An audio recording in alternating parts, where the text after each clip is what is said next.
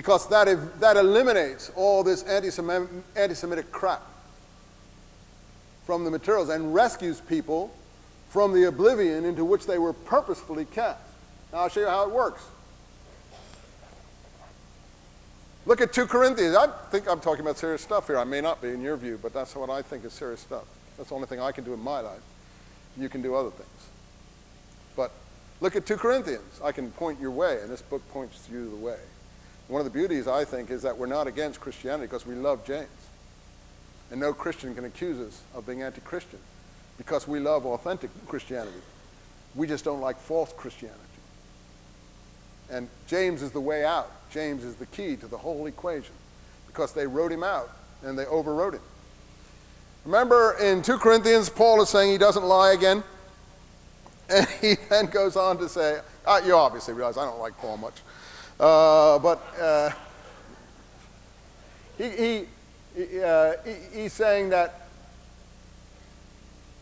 I escaped from Damascus in a basket. How many are aware of that episode? Yeah, right. I was let down from the walls of Damascus in a basket.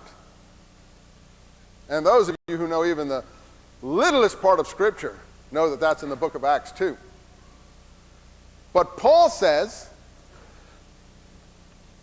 the representatives of King Aretas, who? This is tough stuff. Because we never heard of the guy. So that's how the wool can be pulled down over our eyes, because we don't read the material carefully, and neither do Orthodox Christians either. They listen to catechism. They don't read the documents for themselves. They're under authority. They take authority. So go to the materials yourself, feel that you are able to do this yourself. Paul says, I was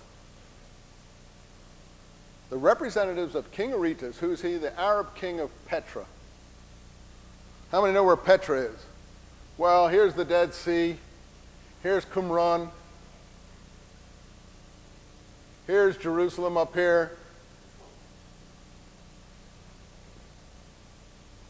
Here's Transjordan,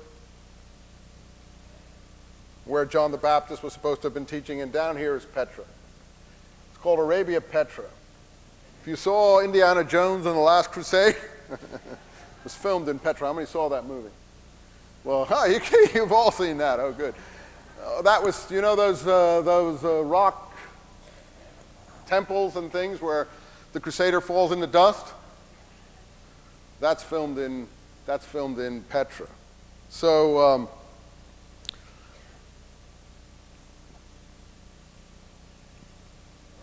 Paul says that he was trying to escape the representatives of King Aretas. Who is that? The king of Petra, the Arabian king of Petra. He's an Arab. He's the Arabian king of Petra.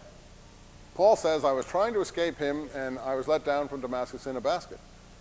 Book of Acts says, Paul went to Damascus, and there the Jews wanted to kill him.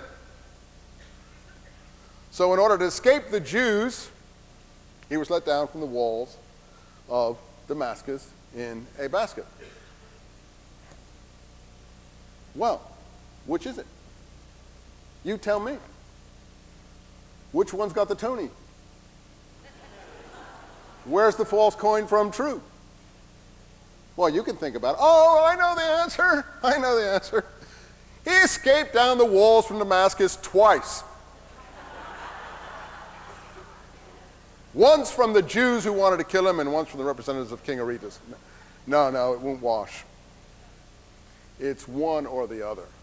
And I know the one that's true. So this is really what's happened to us and what's happened to our point of view, something that we really suspected. So in order to do this, you have to read the letters of Paul very carefully. So Paul says in Galatians that he went up to Jerusalem after 14 years to see James and the other pillars, Cephas and John. Now watch that. I'll come back to them in a moment. Those are the central three, James, Cephas, and John, right? And that's according to Galatians.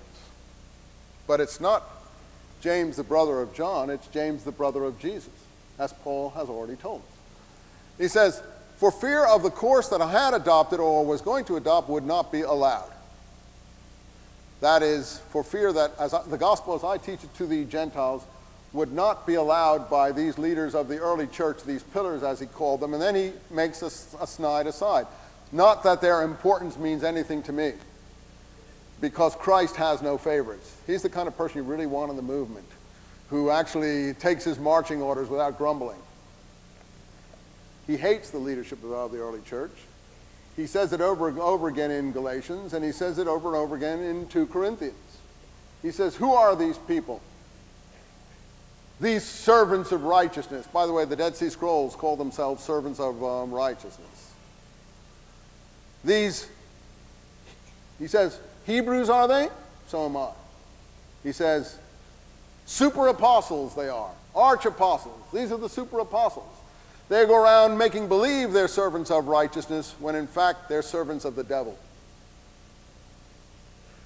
Well, it's too little for me to go through all of that material. This is the kind of thing that you can develop when you start to read the material carefully. In any case, Paul makes it very clear he's not under their authority.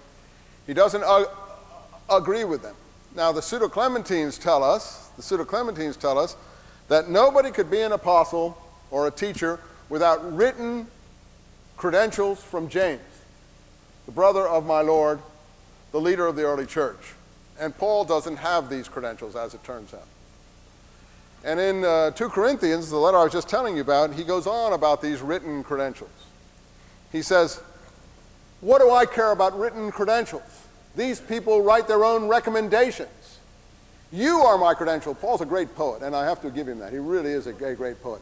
He says, you are my writing. I have written upon your heart. I have written upon your heart.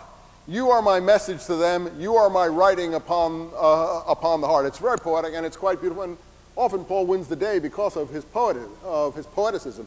But you see, indirectly, when he attacks the written credentials and those who write their own recommendations, which are the representatives of James overseas, he reveals that the pseudo-Clementines are correct. That in fact, it's the book of Acts that is incorrect, and the pseudo-Clementines are correct. I'll give you another example. We're talking about James, the brother of John. So here's Paul writing in the